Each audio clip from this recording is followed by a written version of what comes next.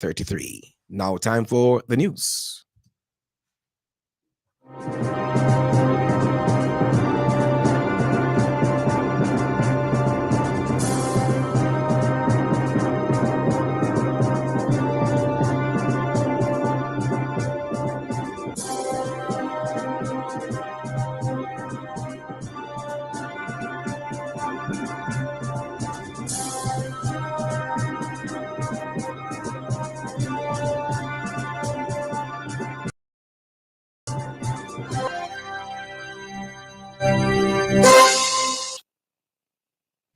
Good evening and welcome to the news right here on nrpmediaja.com, our radio platform, also Facebook and YouTube at NRP Media JA.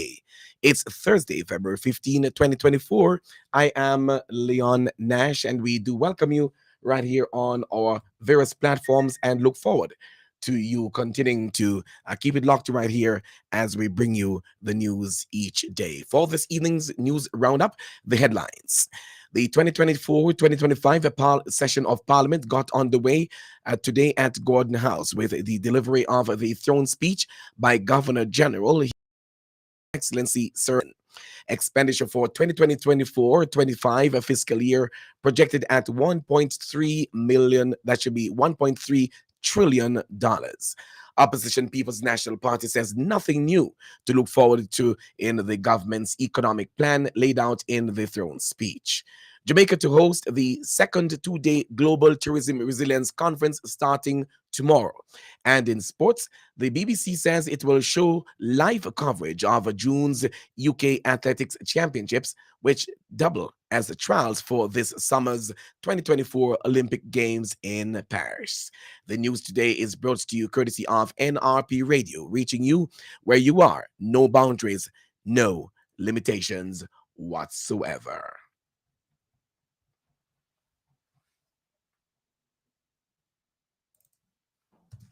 Hi, I'm Genevieve. And I'm Kalisha. And we are the Christo Praises. You're listening to NRP Media and Radio. Reaching you where you are. No boundaries, no limitations. Now to the details of our newscast. The 2024-2025 session of Parliament got underway today at Gordon House, highlighted by the delivery of the throne speech by Governor General His Excellency Sir Patrick Allen under the theme Towards a Peaceful, Productive and Prosperous Jamaica. The address by the Governor General outlined the priority programs and policies to be pursued by the government in the new fiscal year commencing April 1.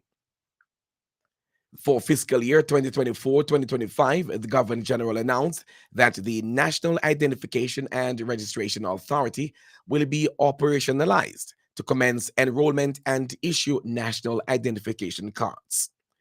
Additionally, more government services will be made easily accessible online through use of the electronic national ID card to enhance productivity and growth. Meanwhile, the new entry to Portmore from Mandela Highway via Municipal Boulevard, widening of the Sandy Gully Bridge on Washington Boulevard, and upgrading of the Arthur Wint Drive, Tom Redcomb Drive, and Camp Road corridor will also undergo public investment management systems review, with construction slated to commence in the upcoming year. The Rio Cobre treatment plant project is also set to commence this year under a public-private partnership arrangement costing US $77 million. Several pieces of legislation will also be brought to Parliament, including the Tobacco Control Bill, Nurses and Midwives Act, and the Pharmacy Act, amendments to the Immigration Restriction Commonwealth Citizens Act and Aliens Act, the Customs Act, Private Sector Pensions Act, Income Tax Relief, Large Scale Projects and Pioneer Industries Act, and amendments to the Financial Services Act. The GG also announced that ground will also be broken to construct the Westmoreland and St. Catherine North Divisional Headquarters, a major milestone in the national security reform agenda. And the Governor General said the country has attained 10 consecutive quarters of economic growth since the pandemic, in addition to the country attaining the lowest unemployment rate of 4.2% in the history of independent Jamaica. And the government says balance of payment was also at an all-time low.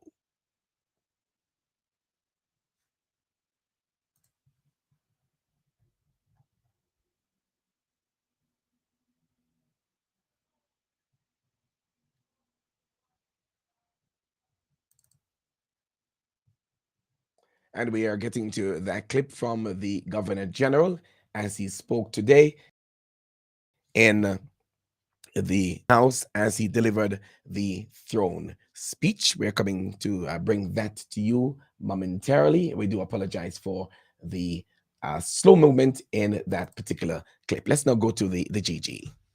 Our island nation is positioned to achieve our true destiny as a peaceful, productive, and prosperous country for all. We have had 10 consecutive quarters of economic growth since the pandemic. Our unemployment rate is at 4.2%, the lowest in the history of independent Jamaica. We recorded a balance of payment surplus on our current account for the first time since 1966. Furthermore, the Governor General told the nation that there were several other major achievements in addition to the global ratings agency's Standard & Poor's S&P's improved credit rating for Jamaica to its highest level it has ever been. In September 2023, global ratings agency Standard & Poor's S&P upgraded Jamaica's credit rating to BB-, the highest level it has ever been. Jamaica's net international reserves at December 31, 2023 were at a record high. In November 2023, the government issued the first ever Jamaican dollar-linked bond on the international market in the amount of $46.6 billion or US $300 million. By any objective measure, Jamaica's economic performance has been exemplary and has caught the attention of the world. That was Governor General, His Excellency Sir Patrick Allen, delivering the throne speech today. Following the throne speech, the lower house had its first official sitting for the new fiscal year, where the proposed budget for 2024-2025 was tabled by Minister of Finance and the Public Service, Dr. Nigel Clark. He announced that the expenditure for 2024-2025 has been projected at $1.3 trillion.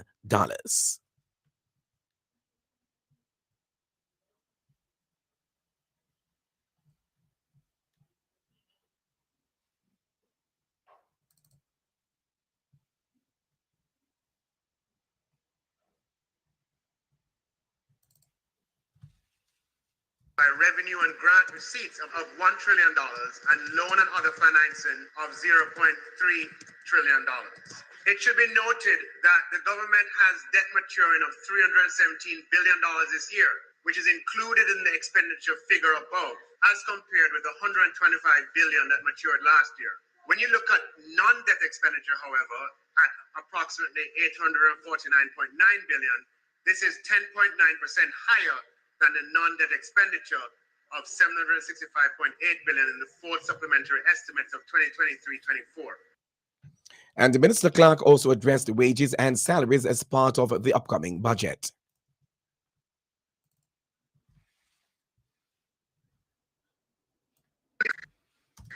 Madam Speaker, wages and salaries are projected to represent 12.6% of GDP in 24-25.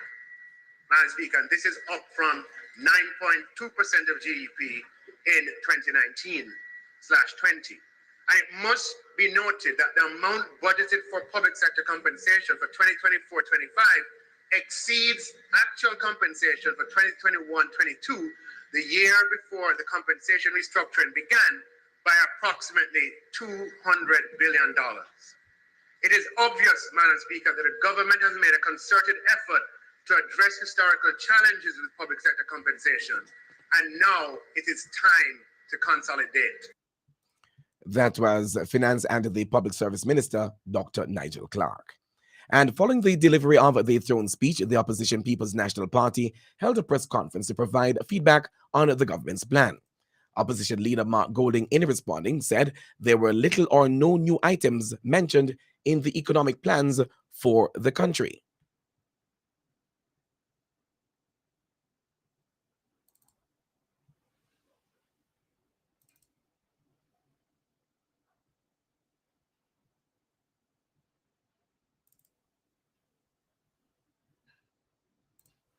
There was very little new in it. Most of what we heard are things that we've already heard announced. Clearly, they have a very poor track record of delivering on their promises in the throne speech. Prior years, when it comes to legislation, most of the legislation they commit to in a given year is not delivered. And that indeed was the case for the 2023-24 parliamentary year, which is coming to a close, or has just come to a close, where 90% of what they said they would do, they did not do. There was very little in terms of things to look forward to. And some of the things that they have relied on as achievements really need to be scrutinized carefully because, for example, the unemployment rate of 4.5% is in the context of over 700,000 Jamaicans being outside of the labor force and therefore not counted in that 4.5% number, of which some 400,000 are adults of working age and are not in work. That was opposition leader Mark Golding. And opposition spokesperson for Foreign and Regional Affairs, Dr. Angela Brown-Burke, also used the press conference to express concerns that the PNP have concerning, or that should be regarding restoring the country's credibility in international affairs. We still have the stain of the absence in terms of the vote in the Israeli-Palestine matter. We still also have the stain of the absence in terms of the Guyana-Venezuela discussion. And so we are extremely concerned about that. We see a note around the 2024 and the conference that is to be held in terms of the 10th Biennial Jamaican Diaspora Conference. And I want to remind the government that one of the issues that is prominently etched in the minds of members of the diaspora is around corruption. Opposition spokesperson for Foreign and Regional Affairs, Dr. Angela Brown-Burke. In other news, Jamaica will host the second Global Tourism Resilience Conference at the Montego Bay Convention Center in St. James come tomorrow to Saturday, February 17.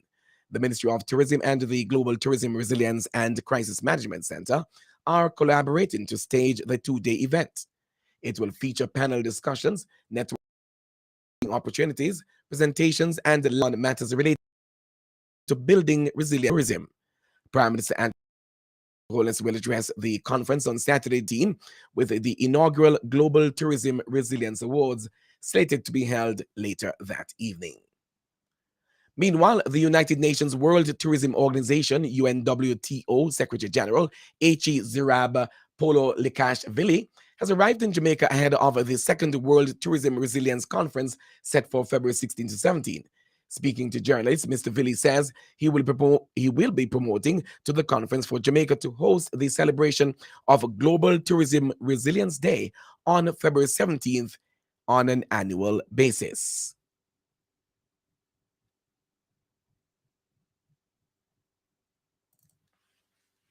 You see that the planes are full, the airport is ready to receive guests. I mean, of course, I will not talk a lot about what is how important it is for this beautiful country. And hand by hand, we will continue doing nice things for people who are working in the industry. Trainings, workshops, educational center, resilience center we will visit tomorrow. And it's really creating good tradition, and thanks to you, it was 1,000% your initiative to establish this day. And my proposal will be to maintain this day and to celebrate every year. That was UNWTO Secretary General H.E. Zirab Polo Likash-Vili. Furthermore, Tourism Minister Edmund Bartlett pointed out that the visit of the Secretary General was a good move for Jamaica, with Global Tourism Resilience Day being declared for February 17. We'll be having that observation and celebration, and our chief celebrant for the occasion will be our Secretary General. We'll also offer opportunities for discussions on a number of issues relating to tourism development in the Caribbean, and his team, which he has brought with him, include the Executive Secretary, Natalia Leona, and members of his cabinet. We are excited about her visit also, as it will offer an opportunity for serious discussion on building human capital within the industry, with particular reference to establishing institutional framework for training and development of the tourism workers. That was Tourism Minister Edmund Bartlett. One British national was arrested following a ganja seizure at the Sangster International Airport in Montego Bay, St. James yesterday.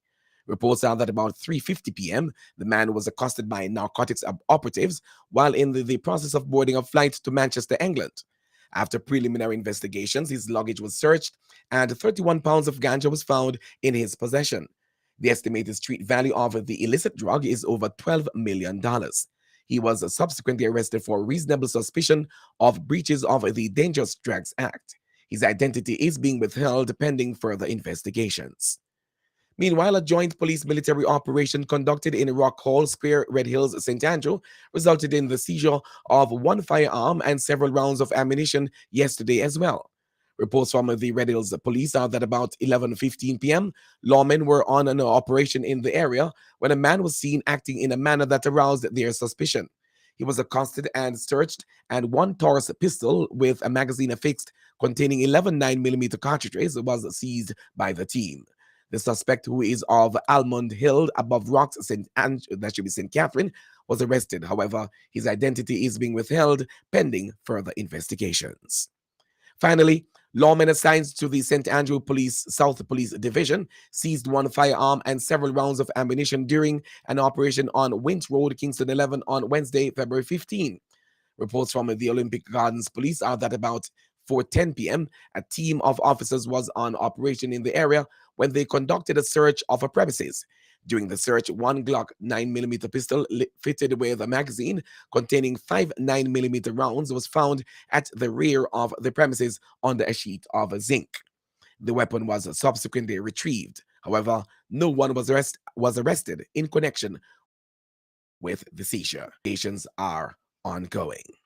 You are listening to news on NRP Radio, your primary Christian source for news, sports, and the weather on nrpmediaja.com, reaching you where you are, no boundaries, no limitations. We take a pause at this time, and we come right back with more from the NRP newsroom.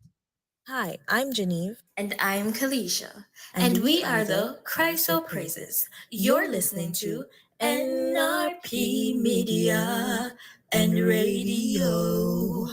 Reaching you where you are. No boundaries, no limitations. And now let's give you some sporting information brought to you by Hepburn's Glass. They are located at 13 Chisholm Avenue in Kingston, Jamaica. And our sports will be coming to you momentarily right here on this station, NRP Media JA on the .com. Hepburn's Glass Supplies is the latest trend-setting supplier of glass and mirrors in the industry. We specialize in tinted and clear glasses, as well as mirrors for all your windows, doors, and closets at very competitive prices. To maximize your shopping experience, we stock 316 and 1/8 mirror thickness and 316 and quarter thickness in our entire stock of float glasses. We have in stock gloves, cutters, and suction cups at unbeatable prices. Our customer service is second to none, with same-day cutting for your specific measurements. Visit our office at 13 Chisholm Avenue, Kingston 13. Call us at 9080962 or email hepburn.glass@gmail.com. Hepburn's Glass. Quality service is our priority.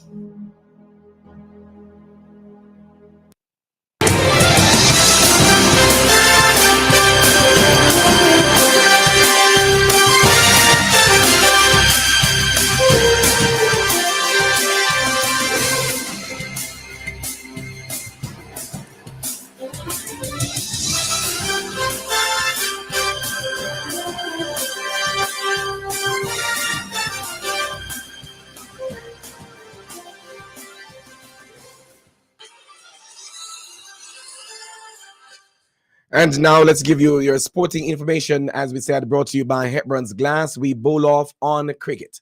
Mayday high in the parish of Manchester. The captain, Christopher Lewis, smashed a double century and shared an unbroken opening partnership of 326 with Diva Murray, who made a century, as Claude McKay in Clarendon High were brushed aside in the Issa Grace Headley Cup cricket match at Mayday in the parish of Manchester late last week.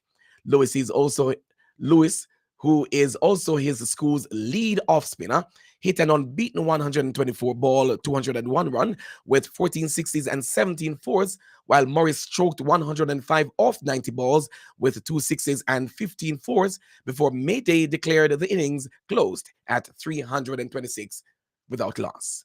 Pacer Sanjay Martin then grabbed 7 for 21 as Claude McKay High were dismissed for 34 in 10 overs and 4 balls, carrying Mayday High to victory by 290. At Veer Technical, Clarendon College beat the home side by 8 wickets. Veer Technical first made 121 all out, with Jamaica and West Indies under 19 opener Adrian Weir scoring 37 and Leon Palmer 31. Bowling for Clarendon College, leg spinner Jason Campbell took 5 for 24 and pacer Tequan Roberts 3 for 55. Clarendon College cruised to victory at 122 for 2 with Leonardo Barnett unbeaten on 40, while Giovanni Palmer made 38. At Treasure Beach over in St. Elizabeth, champs St. Elizabeth Technical High School stayed on course with a 5-wicket win over Black River High. Jamaica Under-17 representative E.J. Spence led the way with 70 as Black River made 136 all-out. For Stets, Seema Kivani Graham took 4 wickets for 9 runs, and captain Tyreek Bryan, bowling leg spin, supported with 3 for 50. Stets crossed the line at 140 for 5 with another national age group representative O'Dane Binns stroking 69. On football, Homewood Technical High School head coach of the girls' football, Maurice Duncan, says there is no time to celebrate just yet. His comments were made following Homewood Technical's convincing win over Glenmuir in Clarendon in the first game of the 2024 Inter-Secondary School Sports Association tip-friendly sponsored girls football competition held last Friday. According to Duncan, much more work has to be done if they are to go deeper in the competition. Playing at the Anthony Spaulding Sports Complex in Kingston on Friday, last season's runners-up Homewood Technical blanked Glenmore High 11-0 in the 80-minute encounter, sending a loud signal to rivals that their run last year was no fluke. Jamara James netted in the 20th, 40th, 53rd, and 75th minutes of play to lead the attack. Rhiannon Powell got a hat-trick, scoring in the 18th, 61st, and 68th minutes, and notched goals in the 25th and 50 minutes, while Abby K. Reed, 40+1, and Alia McAnuff, 65th, were the other scorers. Duncan stated that it was critical to set the tone for the remaining group games. Finally, the BBC says it will now show live coverage of June's UK Athletics Championships, which double as trials for this summer 2024 Olympic Games in Paris. The trial takes place on the 29th to the 30th of June and will be broadcast on BBC, iPlayer, and the BBC Sports website. Athletics coverage on the BBC begins this weekend with the UK Athletics National Indoor Championships taking place on the 17th to the 18th of February in Birmingham. The BBC will also show the London Athletics meet on July 20. Philip Burney, director of BBC Sports, says this partnership serves as a terrific build-up to the Olympic and Paralympic Games. He added that viewers can watch BBC Sports exclusive coverage with expert commentary across TV and online and follow these athletes in top action as they strive for excellence on the world stage. That's sports in our NRP Evening News Roundup, brought to you by Hepburn's Glass. They are located at 13 Chisholm Avenue in Kingston, Jamaica. Let's hear one more time from Hepburn's Glass and our theme, and we'll cue on to the sports and standing by for the time signal on top of the hour at 7 o'clock. Then we'll continue with the extended version of our news this afternoon. Hepburn's Glass Supplies is the latest trend-setting supplier of glass and mirrors in the industry. We specialize in tinted and clear glasses, as well as mirrors for all your windows, doors, and closets at very competitive prices. To maximize your shopping experience, we stock 316 and 1/8 mirror thickness and 316 and quarter thickness in our entire stock of float glasses. We have in stock gloves, cutters, and suction cups at unbeatable prices. Our customer service is second to none, with same-day cutting for your specific measurements. Visit our office at 13 Chisholm Avenue, Kingston 13. Call us at 908-0962 or email hepburn.glass@gmail.com. Hepburn's Glass, quality service is our priority.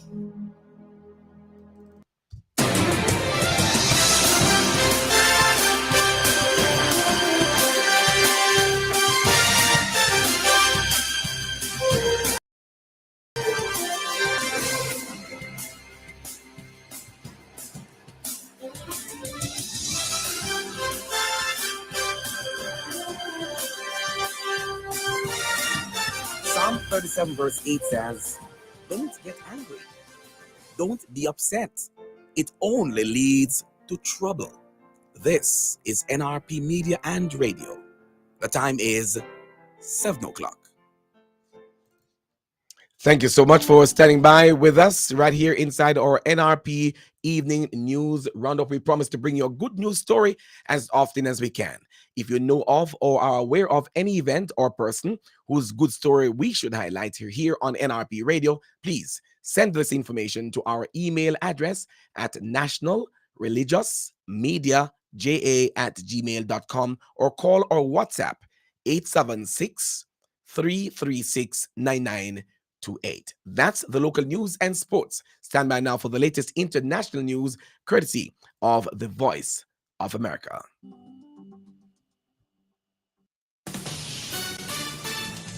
This is VOA News. I'm Alexis Strope. AP Washington correspondent Sarga Megani reports on the White House confirming Russia has obtained a, quote, troubling anti-satellite weapon. The White House confirms Russia has obtained an anti-satellite weapon, but is urging calm. National Security spokesman John Kirby specifies the weapon is not operational, and while Russia's pursuit of it is troubling. There is no immediate threat to anyone's safety.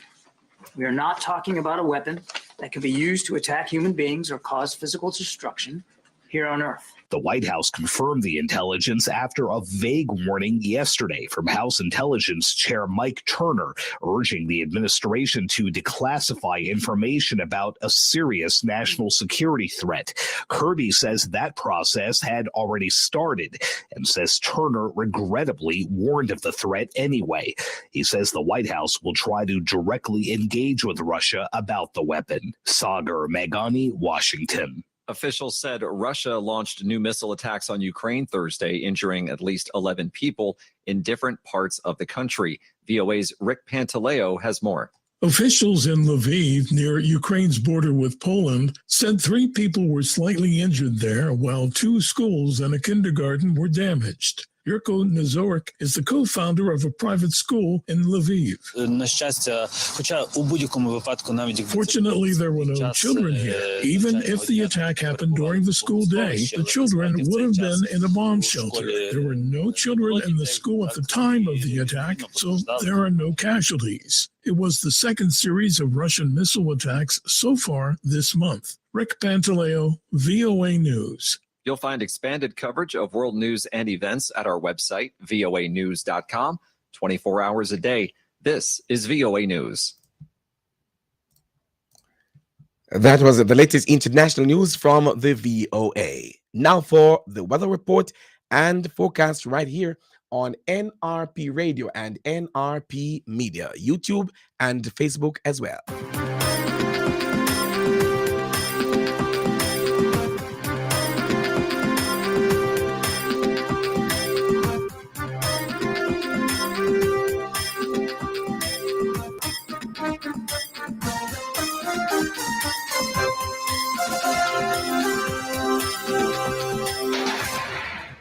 Good evening. The National Meteorological Service of Jamaica is reporting that there is a significant feature of a weak trough across Jamaica. The trough is expected to remain across Jamaica for the rest of today. Thereafter, A high pressure ridge is expected to build across the island and remain through to the weekend. In the 24-hour forecast, tonight, mainly fair. Tomorrow morning, mainly sunny. Tomorrow afternoon, expect partly cloudy conditions mainly across hilly areas. In the 3-day forecast after tomorrow, Saturday and Sunday, mainly sunny in the morning, partly cloudy in the afternoon, and expect windy conditions mainly along the south coast. On Monday, expect isolated morning showers across sections of eastern and south central parishes, partly cloudy elsewhere. Afternoon showers mainly across sections of hilly areas and western parishes are also expected on Monday as well. In other current regional weather features, there is a stationary front across eastern Cuba. The minimum temperature expected for Kingston and Montego Bay tonight: 24 degrees Celsius in Kingston, 23 degrees Celsius Montego Bay. The latest weather report and forecast right here on NRP Radio.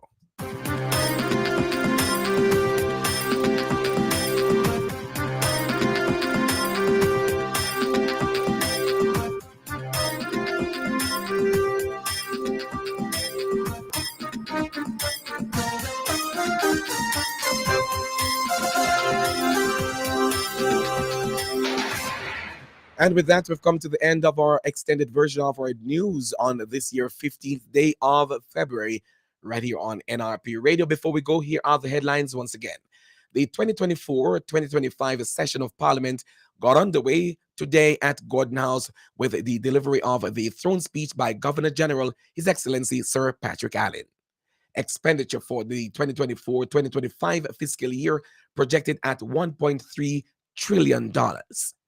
Opposition People's National Party says nothing new to look forward to in the government's economic plan laid out in the throne speech. Jamaica to host the second 2-day Global Tourism Resilience Conference starting tomorrow.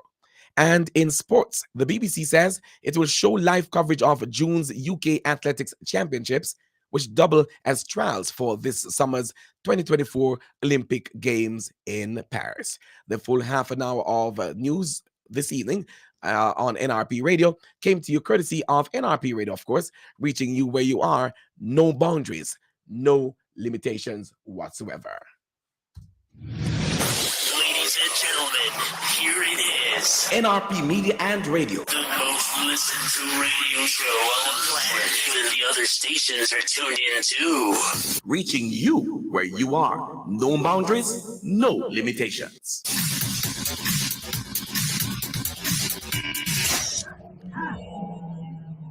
Here is our invitation for you to join us again tomorrow morning at 6:30 for the NRP Break of Day newscast. On behalf of the entire news and production teams, I am Leon Nash for NRP News. We encourage you to join this growing medium, feel fulfilled and informed. We do want to wish for you a good rest of your evening, reminding you too that if you walk, ride or drive, make every effort to arrive alive. This has been News on RP Radio, reaching you where you are, no boundaries, no limitations.